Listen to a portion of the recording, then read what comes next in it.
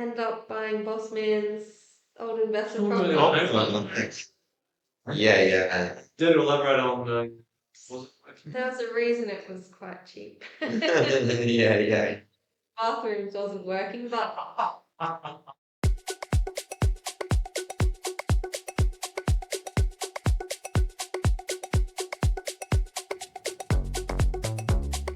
Any advice and information from this podcast is general only. It has been prepared without taking into account your individual circumstances and needs. Before acting on any advice from this podcast, you should assess and seek advice on whether it is appropriate for your needs, financial situation, and investment objectives. We're recording. Right. Ladies and gentlemen and others, Roshan, if you're listening, you are the other. No, that's all right. We are back for another one with Dan the Man. Not so much from Dano, but when you're hearing this, it will be Lumo, yeah. So, finance brokers. Yeah. Experts in everything, finance brokers, plus this other team that we talked about in our last episode. We covered a fair bit in the last episode. This one, what we're definitely going to dive into, a lot of questions come from clients that we have when we talk about buying their first home, buying their second home, buying an investment property, buying a second or third investment property. Yeah. The ones that have, for clients that have bought like subsequent homes, they probably have half an idea, not all, surprisingly enough. Yeah. But some of the hidden costs of buying property and how that rolls into like your mortgage and For sure. how much you're going to borrow, how much cash you might need. So, we'll definitely get your insight on it because you definitely see a lot of it on the lending side. Yes. And I dare say, and I'll probably get you to offer some insight in a second on, you might have had to outline that to some people, and we've definitely done it with some of our clients. Hey, I want to buy a house, save up 50 or 100 grand. That's great. That'll cover a fair bit of your deposit or whatever. Yeah. But just consider What's these after? other things. Yeah. What are some of the things that For sure. the state's going to want? Are you going to get the place inspected? Yes. What are the fees the banks might sting you? For sure. Insurance considerations. So I guess with that, I mentioned new buyers usually have to get on board with this info. Yeah. Investors, if they're going into like their first investment property, they might have forgotten about it because they bought their property. Yeah. Or even 10 years ago. comparing like home loan numbers to investment numbers, because depending on what you're buying and what the purpose is of it might determine different costs. Good segue. Yeah. So things look from yours, we can give a bit of detail, but you definitely give a heap more. What are some of the? Yes. There's some pretty straightforward. We can work through like a list pretty analytically. Leave the lender part of it aside. Yep. The purchase cost for property, the biggest one is generally stamp duty. Yes. So it quite easily gets into the thousands. Tens of thousands even? Easily, yeah. So each state is will calculate stamp duty independent to each other. Yep. So they will have their own formulas. A lot of the time it's, a small part of how many dollars the thing's costing you. So a small percentage of how much the actual asset, the house or, commercial property costs you. The stamp duty calculation is done on the purchase price, and that is a cost that gets paid on top of anything to do with setting the loan up with the bank or your cash deposit that you're putting. For sure. It's made sort of available on the day of settlement, or some cases, depending if you've got a really long settlement period, paid in advance. So to consider it as an important cost it is extremely important. Side of it. And do you find for some people, can you roll that into your loan? Yes. So the payment of stamp duty can be done obviously with cash. Yep. Depending on how you're financing something, you might be able to sort of use equity or value from another property to support the purchase of this property that you're buying. And it's understanding like how much of that is available for me to use. Is that enough to cover a buffer that makes the bank comfortable, and then add in those extra purchase costs? So stamp duty, the thing with stamp duty is it's calculated independently state by state. It can also be calculated independently by who you are. If you're a first home buyer, if you're buying the property as a home rather than an investment. Because there's concessions and stuff, and there's every state's offering grants, concessions. Yeah, I would say like in most cases there's some sort of concession for first home buyers, but not always. Some states don't have any concessions, and in Queensland, as an example, first home buyers have stamp duty waived up to about 700 grand purchase price. Yep. Home buyers, their calculation is done on like a lower rate, so there's a concession. So you almost tier it. So if you're buying as an investment, you're paying the full stamp duty. If you're buying as a home, you're paying it reduced. And then if you're buying as a first home buyer, if it's under that cap, you don't have to pay any at all. Jesse, for some of your clients that have done the investment property thing, do you find with some of them it's still like new news when you go, well, hey, dude or dudette, you're about to, yep, sure, invest property, the advertisement looks great. Someone's surprised when you outline that, hey, there's going to be, it's cost you, $1 million property might cost you 75, 80 grand in Queensland for an investment. Like, Yeah. it's a fair bit to add on to your initial investment costs. Like, Yeah, it's not chump change, is it? no, yeah. it's not like, and as you mentioned, look, did you want to give some insight on which state might be the cheapest? Yeah, I think it's worth going through the other costs because Yeah, okay. they don't miss you, you know. Yeah. So we talked about stamp duty. Then you have sort of 3 titles office expenses. So each state will will have a titles office that manage who owns what Yeah. and who's interested in what if there's a bank involved in this property. So discharge of mortgage and registration of mortgage, they're a lot smaller than stamp duty, but still worth considering. Yep. So it's like a fixed admin fee to remove the seller's bank off the title of the property if they have one. And then also another fixed admin fee to put your bank on if you're using a mortgage rather than paying with cash. Probably each state's a little bit different. So this is stuff that you can work with a conveyancer or a solicitor or broker to help you calculate. And those numbers, like Queensland's $239 for each transaction. Okay. I think New South Wales is $176 for each, so it's in that hundreds, less than thousands. Well, but it's still worth considering. It's still a cost though, isn't it? Exactly. Yeah. So then those 2 are more relation to the bank. The third sort of titles office registration of transfer is more about you becoming the owner of the property. So it's an fixed admin cost, and then also like a formula based on the value of the property to calculate a fee. So you've got stamp duty, which is formula based generally, fixed admin to remove bank, fixed admin to add bank, and then this transfer, which is a little bit fixed, and then like a formula based to put your name as the owner of the property. So to come back to your question about who's the worst to deal with, like a lot of states will treat those formulas like one might be higher in stamp duty, but then lesser in transfer fee. Yeah. So like, it might cost you a lot at the top, and then you're saving a few thousand here. Yep. So it's really like, I don't think there's a winner. I think there's only losers, but unfortunately, but they sort of, the fees will be, tweaked each level depending on the state for sure. How much of that just goes in the revenue pocket? No, that's not. I know, and it's interesting because just can you imagine how many transactions there are every day where stamp duty is getting paid, those admin fees are getting paid? It would be a lot. Last year or two, we're getting a lot of people buying and a lot of Yes. people selling. Yeah, and it's I presume that's the same in the other states, but Queensland. yeah, and even like we're talking about purchase costs, but stamp duty, like what you might deem a purchase as walking in and buying a property is obvious, but transferring ownership to another party could trigger these sort of costs. So it's certainly something that can crop up. So to have an idea about it is very important. But those government, I think you can put them as government costs. Yeah, stamp duty, and then your 3 sort of transfer fees. The other sort of side of cost then is lender fees. And in most cases, I think lenders who are charging sort of establishment fees, people somewhat shy away from. Yep. A lot of the times, it's not actually in relation to setting up the loan.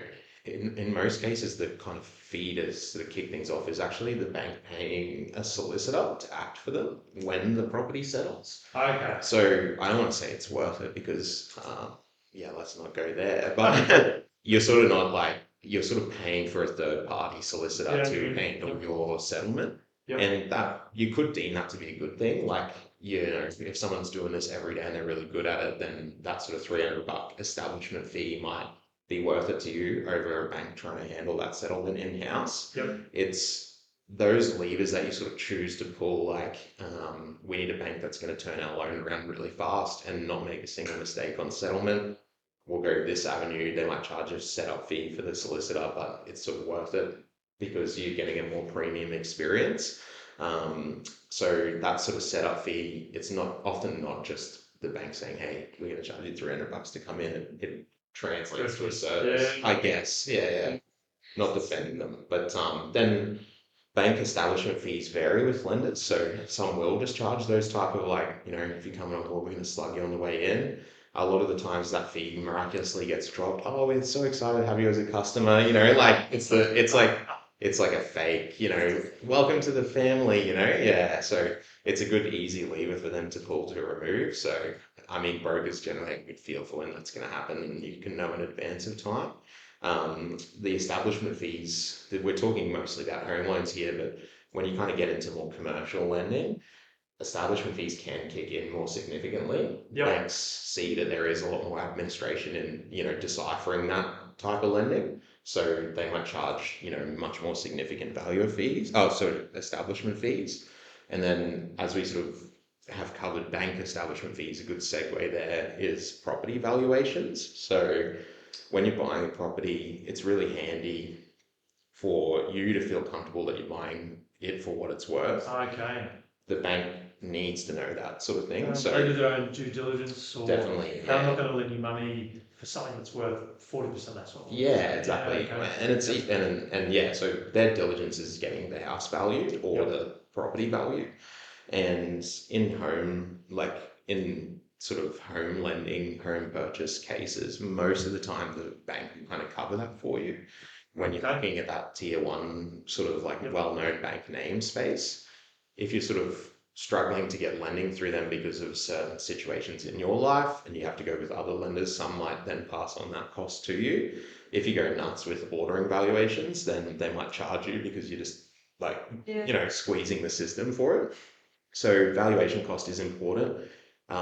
In the commercial space, most of the time the cost is incurred by the customer, and the valuation sort of cost varies based on the type of Yep. property they're looking at. So I mean, it's hard to give numbers. If you're getting someone out to a house, sort of that sort of 400, 450 is a general guide. If you're sort of getting someone out to more like a commercial warehouse, Yeah. you're more into the thousands, I'd Yeah. say. Okay. Yep. So yeah, putting money aside for valuations, depending on who you're going through, could be a thing. But I suppose if you're just looking at it from a home lending, residential investment property perspective, and you're dealing with well-known banks, most of the time they'll pick up that fee for you. Yeah. Okay. It's handy. It'd be good if they could do that on all loans. Yeah. Do you get yours waived, Jesse? I don't know. Yeah. We'll always try, and I think if you can avoid paying a valuer, it's a good thing. So you go for it. Yeah, it's handy. And they're sort of your bigger ones, but I guess there's a few you could nearly call them miscellaneous ones, like when Yeah. you're getting a builder in to do their own kind of inspection. Or, For sure. Yeah. Even I think it's a nice segue into, who you might not feel equipped to fully understand the value or what's in what you're buying. So that's why you're engaging professionals the same way you engage financial planners to manage that aspect of your life. Bringing in like a conveyancer to help with the legal aspect of it. They can sort of put certain things in the contract that protect you, set the time frames on things that suit you. They're making sure that you're comfortable with what you're signing. They can also do searches on the property. So is the Department of Transport going to build a highway through my house in the next 5 years? Yeah. So you can sort of through them, you can learn more about the house based on the records available. Yep. Conveyances vary in fees, and I think it's like any service, sometimes more doesn't equate to a better service, but they'll charge not only their professional fee as a solicitor, but also whatever the raw cost is of doing those searches with the governmental departments. So you could sort of start maybe at $1,500 with a conveyancer for some basic stuff, and then as you add more searches in, that number climbs up. Yeah. Conveyancer, I'm like, oh, it'll be this much for the conveyancer. Yeah. then I got this paperwork, land search, and Yeah. it's this be this much and this much. I'm like, oh my Yeah. god, it's more. Yeah, budgeting like for the whole end thing. And I mean, they can't really run the searches without your say so. There's some searches that they have to run and they wouldn't be doing their job if they didn't. So like yeah, title searches to make sure that, everyone interested in this property is involved in the sale. So there's not some like cooped uncle out the back, you know what I mean, who doesn't know anything about it. All that raw data tells them that, and then a lot of the extra searches is, your choice as the customer to order or not, and you use their professional opinion, based on where the house is flood searches really appropriate. If it's on the top of a hill, maybe not, you know what I mean? But then like if it isn't, that could come into it. So It's good that some of those are actually giving you an extra bit of info you might not have thought about. Like, oh, for sure, yeah.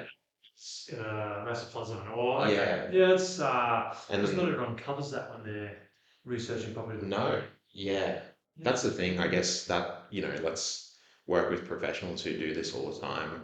Same goes what you said about building and pest inspections. I can put my hand on my heart and say I am useless when it comes to like tapping the wall, is it solid? Like that sort of stuff. And like to bring in someone who is qualified to actually inspect a property, make sure it's structurally sound, make sure it is what it says on the tin, is something that's really important. We've had some changes recently in the sort of like property sale market where sellers are now having to disclose a lot more than they ever had to. So that anyone who's doing a transaction recently might realize when they talk to a real estate agent, they get this thing called a seller disclosure statement. And the seller is now incurring like a lot of those, this is exactly what the property is.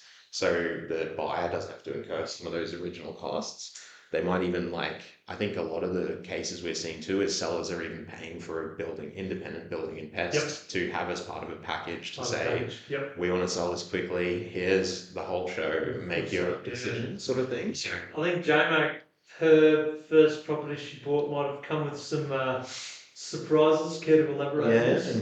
Oh yes, Come on. that's right. Not naming names, but go. Come on.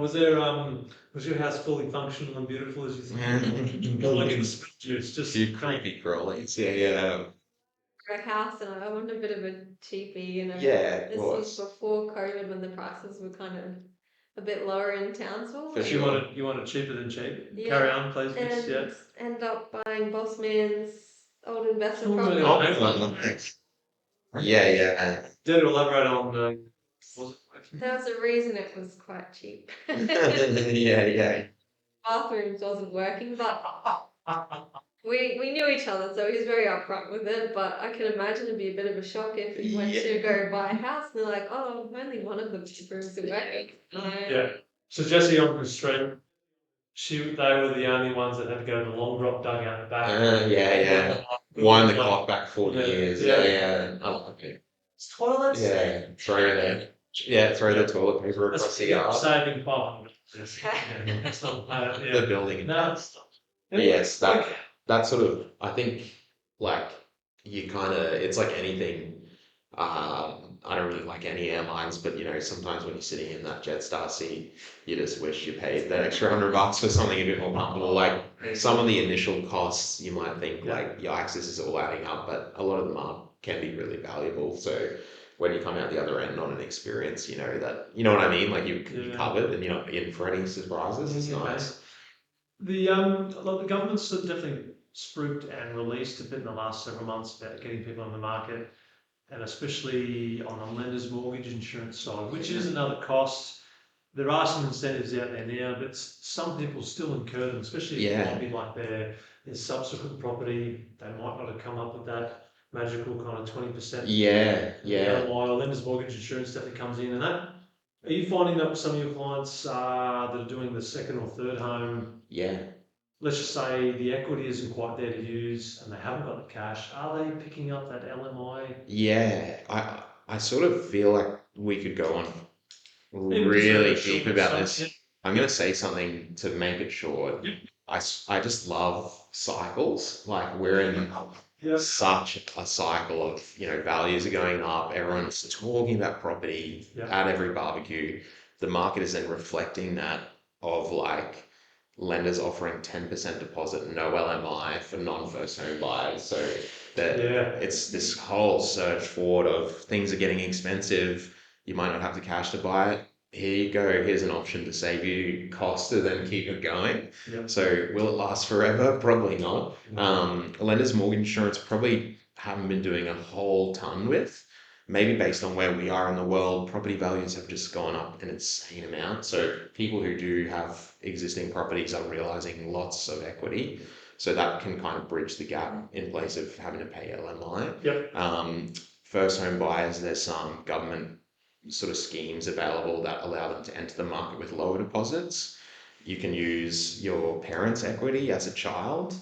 So there's lots of levers to pull that you're bringing in additional security to make the bank more comfortable so that they don't charge you those extra fees. Yeah, okay. We've said LMI, lenders mortgage insurance. I sort of, when I'm talking about it to someone for the first time, I refer to them as risk fees. Yep.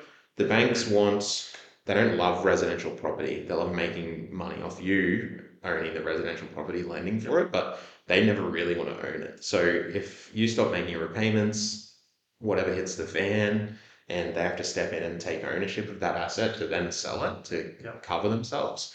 They don't want it to be in a position where they're going to have to chip in any of their own money to complete the sale, or having to sort of push harder to try and get it out of you who things are obviously going wrong with.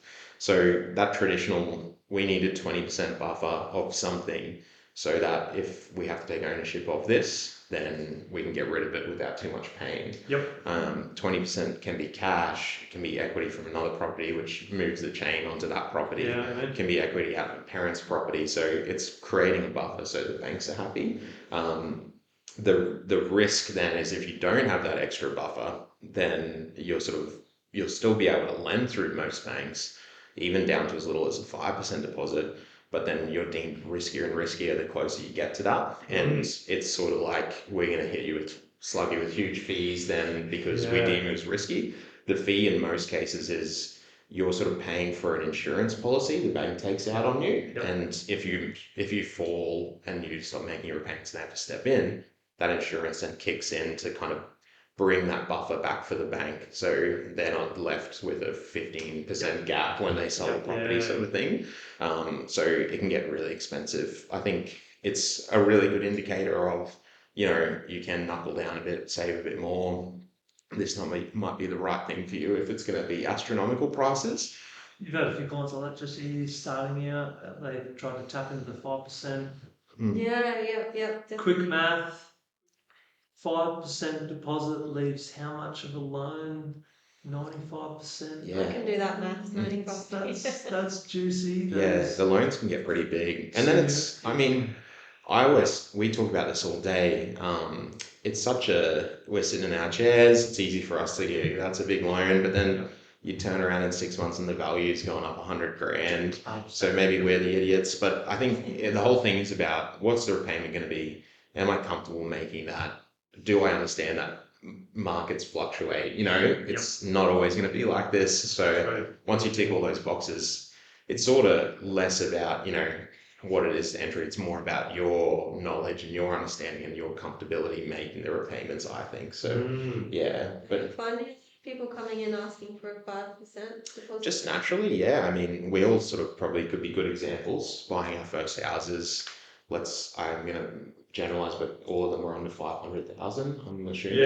Yeah. So correct. You'd be hard out finding anything that's livable under that. So all of a sudden, 20% deposit on that's 100 grand. It isn't an impossible amount to save, but as people are saving, prices continue to go up. You're almost like pushing X up a hill, trying to beat the pace of the market. Hit me with the beat. The Swedish Lumo. It's like the saving, capacity's there, but the market's racing up. So naturally, people are just pricing out on 20% deposit. So 5% deposit, have your opinion about it, but also put your head in the mind of a first home buyer. It is a really stressful time for them. Sometimes if they're not using equity, it could work out viable. Hey, I'll take this 95% loan. Take it. If the market goes another 20% a year, which it has done in Townsville, I'm still going to be on top if I sell any. Yeah, that's it. Yeah. Do you remember did you, both, either of you manage to sort of get over the 20% for your first home a few moons ago? I can go first. Like, yeah, we were down in Bris Vegas, plugging away, and I think we probably wouldn't have if we were going for it there. But we ended up making a call to move back up to Townsville. So just based on our location, we'd sort of saved enough that 20% in Townsville was okay. Yourself, Joe, the house that didn't have any of the bathroom stuff working, did you manage to get like, was it 10%, 20%? Did you? Thanks, it was cheapy. Yeah. Like 400 grand off because you have a working bathroom. Yeah. 260, so what's that, like a 50, 60 Yeah. grand deposit? Yeah. So Yeah, I think people would fall on their hands and knees for something at that price at the moment. Not I anymore. think we scraped 10%. We bought for about 350-ish. And I Yeah. think we just got 10%. Yeah. So we paid some high. Yeah. And that actually, A lot of just people what we were pay talking about before, that insurance ended up being actioned when we sold for less than what the loan was remaining on the. Yeah, Nice. it's kicked in. Yeah, it's a story for another time, but Mm. we didn't get 20%. But that was that was 2007, 2008. The markets were pumping. So Pre-GFC. yeah, interesting one. It's not everyone get there. I suppose we've discussed everything to do with we're about to buy the property. Yep. Can you give us a little bit of a short insight on any of your clients that bought the property, that moved in? You might see them again, have a discussion, send them a review. Yeah. Are they happy with Managing the ongoing costs? Like, are there Yeah, it's a big eye-openers thing. that your clients get? I I know think- ours do sometimes. It is ongoing costs. You can generally cover, except for like emergency stuff, like your bathroom, obviously. Aircon. Well, yeah. And there is always like a ghost that as soon as a house sells, something breaks. Like that does happen. But ongoing costs can generally get looked at before this purchase. And I think people who aren't rushing can have a bit of an idea of what they're going to be. And almost in some cases, your hand is forced to look at them before the purchase. So for insurance, as an example, that's a big ongoing cost, especially we're in cyclone area up in Townsville, so premiums can be really expensive, but banks will require you to have a policy in place before they'll settle the loan. So a lot of cases, yeah, it's an interesting state by state thing. I mean, pretty much Australia-wide, banks want to see the insurance policy before that's settled. But some states, you might actually be on risk earlier than you think. So kicking an insurance policy in is important. Yep. And then that means before you're actually into it, you sort of really understand what the premium is going to be, but it can fluctuate. So that's one cost that we, work with customers, refer them to, as we are mortgage brokers, there's insurance brokers that can help them out. Yep. Another cost then is rates. So rates do come into it during a property settlement because there's a calculation. It's sort of like pro ratas that point in time when the property's selling. So, and most councils make like a pretty, they make it pretty easily available to understand what your rates are going to be for the property. Yep. So when you're doing your budget before putting the application to the bank, we can sort of look at that. So your affordability is based on when you're living in the property, sort of thing. So you got rates, insurance, they're both accounted for. Some of the other costs, like we talked about renovations, I suppose, is probably one of the ones that maybe sneak up and get people. Okay. I think cost of tradies and materials at the moment seem open-ended and astronomical. So understanding if you're buying something that needs a bit of love, it's definitely worth sort of, leaning on friends and family who know people in the trades to give you some honest quotes before you're buying it. Otherwise, you can. Bedroom improvements go, Joe Mac, on your beautiful brand new bathroom, toilet, Yes, shower, whatever. It's done, but unfortunately the rest of the house needs to be done. Yeah, it does drag out. That's for sure. Once everything's done, I'll never have to do it again. Yeah. 10 years later, Yeah. Lights on, the aircon, it's got a bit tired, especially up here. Yeah, they work hard. It's like a dream, it's real estate investment, man. Yes, yeah, you can sort of get stuck into it. And I mean, on an investment perspective, rental manager costs if you're renting it out, those are all things that people really need to be considering as they're buying. But certainly there's a lot of money going in a lot of people's pockets throughout the process. So Yeah. the markets revolve, everyone's sort of involved for the revenue side. Yeah, okay, cool. Thank you for that. No worries. And can I ask one more thing, I guess, before we finish up? Yeah, of course. Any costs there, like government, bank, Yeah. pest, blah blah blah. Yes, Is there a place where I can go to look at there sure all of is. these costs? I This is not a think plug, is it? I think I'm gonna give a plug, but I'm also plugging, brokers in general. Conveyancers should be able to help you out with it. Yeah. So having on with them, your broker definitely should, because it forms such a big part of what we're doing. The Segway plug on the Lumo website, we've got a good purchase cost calculator. Yep. So that purchase cost calculator, it gives you an honest sort of, this is what it might look like. Kind of like is the Lumo website a little bit of a one-stop shop? You can plug in some rough details and it gives you a pretty good Pretty well, way to yeah. consider these. And I think it's less about like, we don't want to make people do our job, but when we're working on something together, to have a friendly resource there that we can use together is a good thing. So don't feel like you need to go and be your own broker using anyone's website, but I mean, certainly as a resource for some helpful information. Food for Yeah, thought. definitely. Food for thought. You can outline that to do with your clients, Jessie, or? Yeah, well, we were trying it before. I'm like, oh, this is great. Yeah. Because even like, it's a quick, easy way to be like, is something going to be viable? People who don't understand the purchase cost can then see you're up for 40 grand here, and that's not even entered their mind and can just blow them back, So it's a good way of, setting the scene, I suppose, which is Right.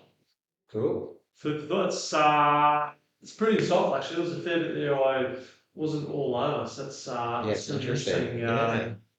Yeah. Hello, soon to be. Thank you very much. Thanks, guys. That was awesome. Joe, mate. Thanks for having me. And we'll talk soon. Let's do it. Thank you. Guys. Thanks, guys. How'd you go, Joe?